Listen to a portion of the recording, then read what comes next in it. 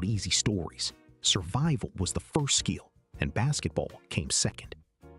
He was the youngest of 4 brothers, and that detail shaped everything.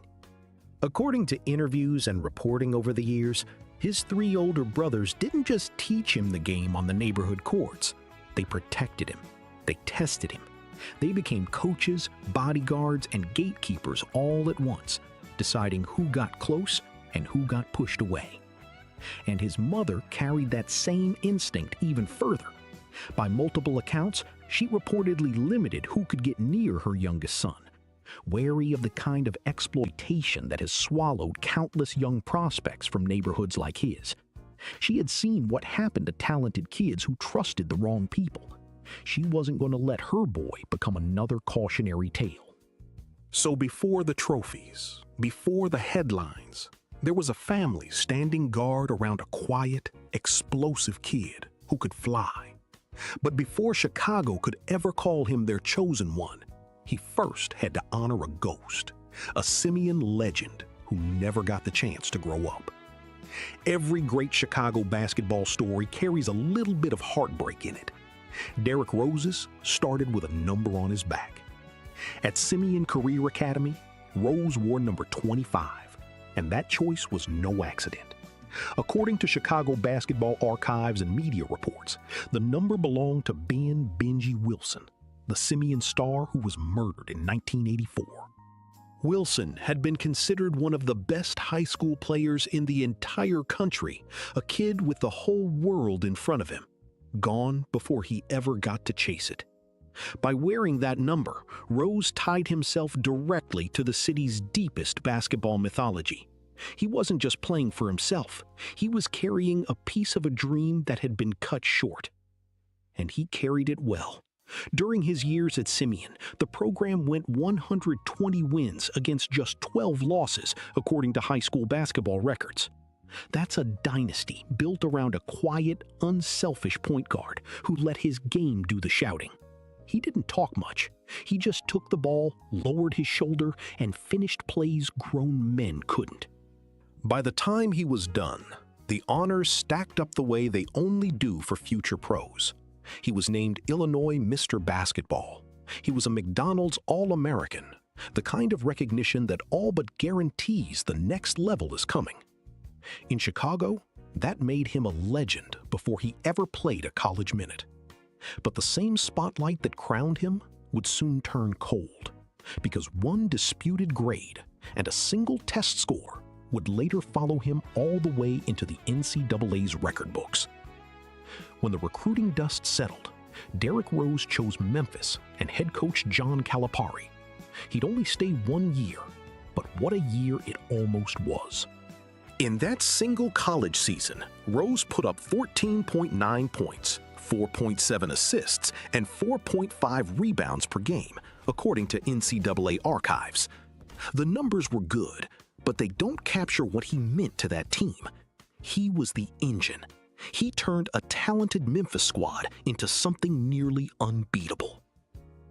That 2007 to 2008 team went 38 wins against just 2 losses, setting an NCAA record for the most victories in a single season.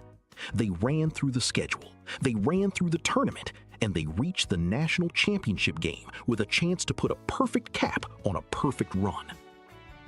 Then came Kansas.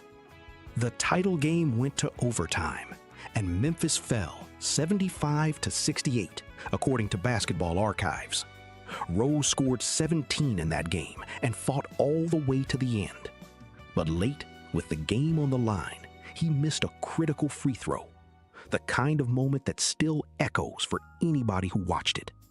Free throws down the stretch were the difference between a banner and a long flight home. He was 19 years old, one missed shot away from a national crown. It was close enough to taste. But a year later, the NCAA would come back and rule that officially, that magical season never happened at all.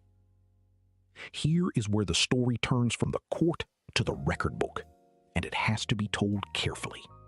In 2009, The NCAA vacated the entire 2007 to 2008 Memphis season, according to NCAA public documents and major sports media reports. The trigger was a test score. The Educational Testing Service voided Rose's SAT result, and under the NCAA's strict liability rules, he was declared retroactively ineligible. That meant the wins, the record, the run to the title game, all of it was wiped from the official books, as if it never happened. But here's what matters, and it has to be said plainly. The NCAA alleged that someone else may have taken the SAT in Rose's place. That was an accusation, not a proven fact. Rose denied any wrongdoing. He was never criminally charged with anything. There was also a second storyline. The Chicago Sun-Times reportedly claimed that one of his high school grades had been changed from a D to a C. According to that reporting, a district spokeswoman stated the students involved probably did not know about the grade change. No individual was ever identified as responsible. So what we're left with is a controversy built on allegations and a voided score. Not a confession, not a conviction. The record book took a hit. Rose's reputation took the noise. But that controversy never touched what the Bulls saw on tape, because Chicago was about to bring its hometown kid home. Some stories feel too perfect to be real. This was one of them. In June of 2008, the Chicago Bulls held the #1 overall pick, and they used it on Derrick Rose, according to NBA draft records. The kid from Englewood, the one his brothers raised on neighborhood courts, the one his mother guarded so fiercely.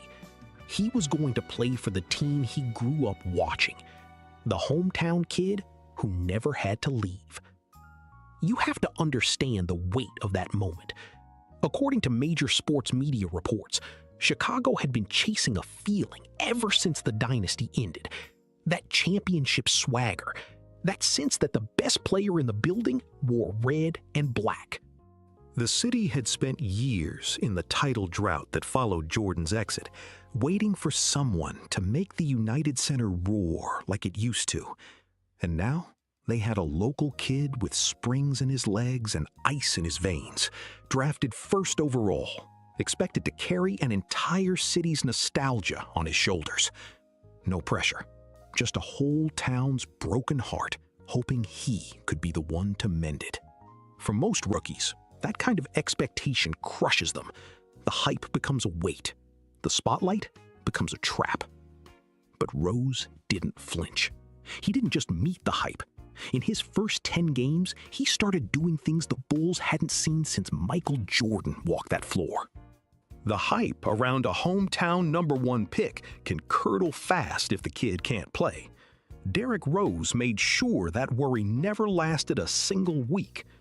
In his debut season, he poured in 16.8 points and 6.3 assists a night, with 3.9 rebounds according to NBA records. That assist number led every rookie in the league. He wasn't just scoring, he was running a team, controlling a pace, making veterans around him better.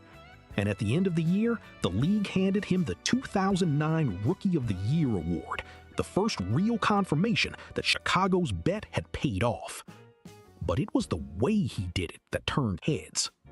He became the first Bulls draftee to score 10 or more points in each of his first 10 games, since a certain number 23 had done it years before.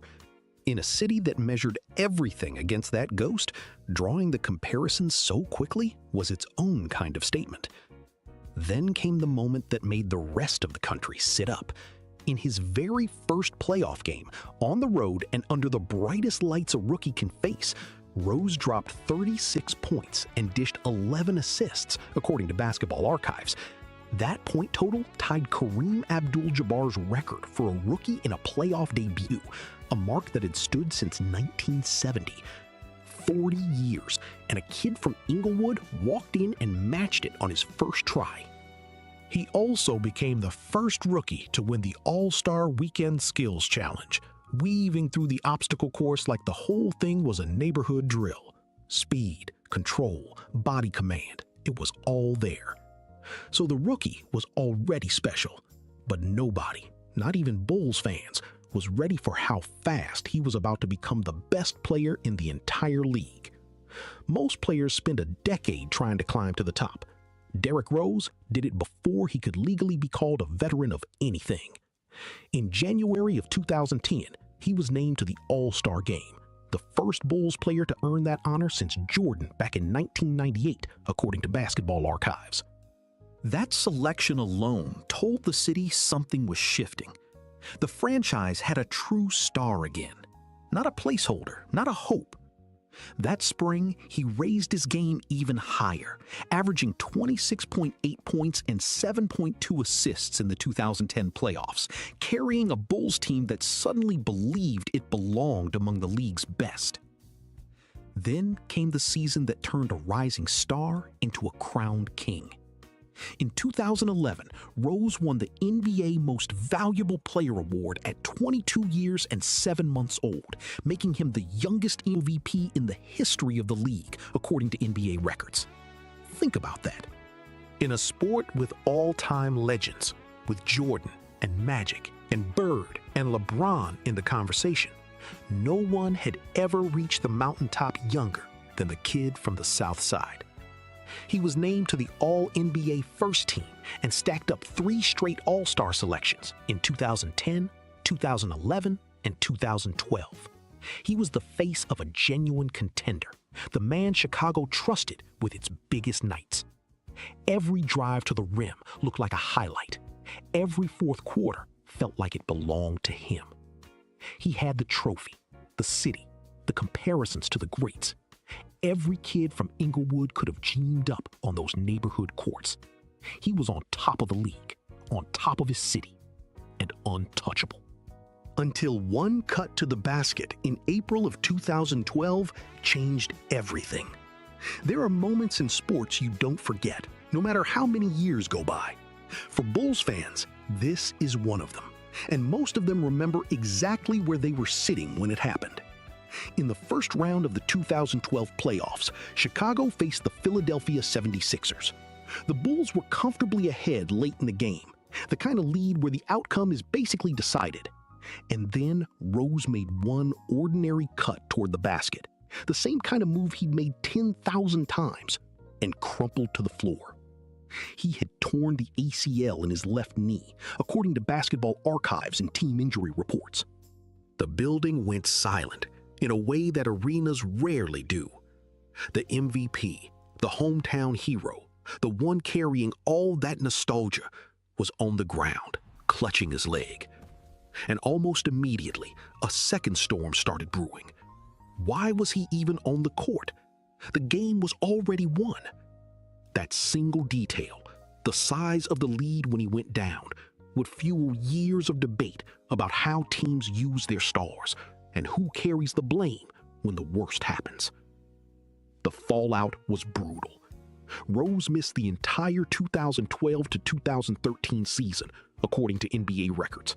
An entire year gone, while the city waited and the questions piled up. A franchise that had finally rediscovered that championship feeling was suddenly left holding its breath, watching its young king rehab a knee that had once made him look like he could fly. But here's the thing about that long absence. The injury itself was only the beginning. The bigger storm wasn't the torn ligament. It was the long, painful wait for a return that the whole city and Rose himself started to question. A torn ACL is supposed to have a timeline: rehab, recovery, return. But with Derrick Rose, nothing about the comeback was simple. He sat out that entire lost season, and as the next one approached in 2013 to 2014, Chicago waited for the version of Rose they remembered. He finally returned to the floor, and then, in November of 2013, he injured the right meniscus in his other knee, ending that season too, according to NBA records and major sports media reports. 2 straight years, 2 devastating blows, and a body that suddenly seemed to betray him every time hope returned. It was around this stretch that Rose's public image started to split. During the previous lost season, when he was cleared to play but chose not to rush back, the debate had already turned ugly. Some reports questioned his willingness to play through pain, painting him as too cautious, too hesitant for a man who'd once feared nothing. Others defended him fiercely, arguing he had every right to protect his own future and his own career, that no city's nostalgia was worth gambling his long-term health. And that's how the chosen one became a polarizing figure. The same fans who had crowned him now argued about him nightly. His knees, his decisions, his mindset, all of it got dissected on talk shows and call-in lines like a courtroom case. The kid who used to make the United Center roar was now a subject of arguments instead of pure joy. He was still in Chicago, still technically the franchise's centerpiece, but something had cracked beneath the surface. The injuries kept coming. The relationship with the city kept fraying, and the trust that had once felt unbreakable was wearing thin on both sides. Nobody knew it yet, but the bond between Rose and his hometown was heading toward a breaking point. For a kid who grew up dreaming in red and black, this is the part that still stings to talk about. In June of 2016, the Chicago Bulls traded Derrick Rose to the New York Knicks, according to league transaction records. Just like that, the hometown story was over. The Englewood kid who had carried a whole city's nostalgia, the youngest MVP, the one they'd crowned and then argued about, he was packing his bags for Madison Square Garden. The relationship that had once felt unbreakable simply ended on a transaction sheet. New York turned out to be a strange, in-between chapter. There were nights when the old explosiveness flickered back to life, flashes of the man who used to attack the rim like gravity didn't apply to him. But those flashes came mixed with the hard truth of a body that had been rebuilt one surgery at a time. He was still a scorer, still dangerous in spurts, but he was no longer the unstoppable force who had owned fourth quarters. Then came a moment that confused everyone. During the 2016 to 2017 season, Rose was briefly absent from the team without warning, a disappearance that drew real concern around the league. It was later described in reporting as a personal matter, something he was working through away from the court. He returned, but it added another layer to a story that kept getting harder to read. From there, the once untouchable MVP entered the hardest stretch of all, bouncing from team to team, signing minimum deals, and fighting just to stay in the league. There's a special kind of humbling that happens when a former MVP has to prove he still belongs. In the 2017 to 2018 season, Rose signed with the Cleveland Cavaliers on a minimum deal, the kind of contract that says plainly, the league no longer sees you as a star. He went there chasing one more shot at relevance, but his body wasn't done testing him. Ankle injuries slowed him down again, and before the season was out, he was traded to the Utah Jazz and then waived in February of 2018, according to transaction records. Cut loose. No team, no certainty. A long way from that MVP podium. This was the low point. By his own later accounts in interviews and reporting, Rose reached a place where he genuinely questioned whether to keep playing at all. The injuries, the trades, the constant fight just to make a roster, it had worn him down.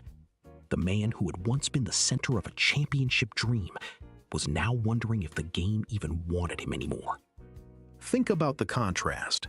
A few years earlier, he'd been the youngest player ever to be named the best in the world. Now, he was a free agent, staring at the possibility that his career might quietly slip away in waiver wire transactions and unanswered phone calls.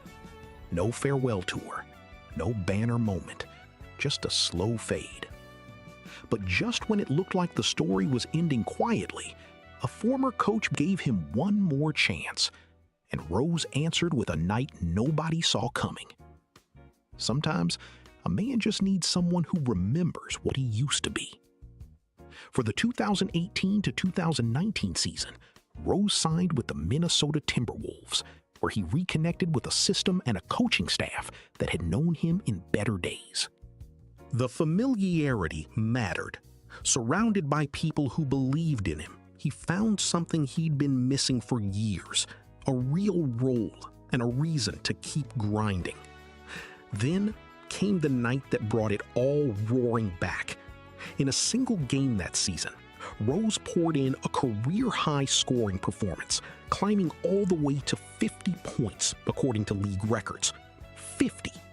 After all the surgeries, all the doubt, all the nights he wondered if he should walk away. When the final buzzer sounded, the man who had been called soft, finished, washed up, stood on the floor with tears running down his face. He wasn't crying because of one box score. He was crying for everything it took to get back there. That game became the emotional second peak of his whole journey. It told the world the old fire still lived inside the rebuilt body, even if it couldn't burn the way it once had.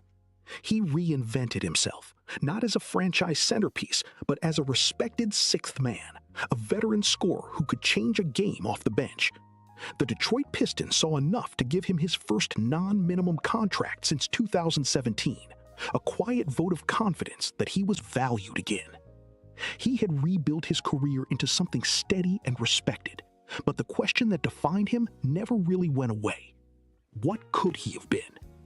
Every great career eventually circles back to where it found peace, and Rose found his in the quiet professionalism of his final seasons.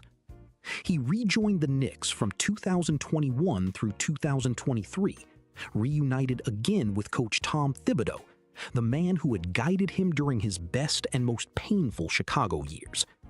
Then, in July of 2023, he signed with the Memphis Grizzlies, a fitting echo of the college town where his whole rise began. The Grizzlies released him in September of 2024, and with that, Rose announced his retirement, closing the book on 16 seasons in the league. His final career line reads 17.4 points, 5.2 assists, and 3.2 rebounds a night. Solid numbers for a long career, but numbers that will forever feel incomplete because everyone watched what the peak looked like. The Bulls retired his jersey, the number 1 raised to the rafters of the United Center, a permanent reminder of the hometown kid who made the building shake again. And that is the heart of his story. Derrick Rose was not a failure. He was a McDonald's All-American, the youngest MVP in history, a man who reinvented himself twice after his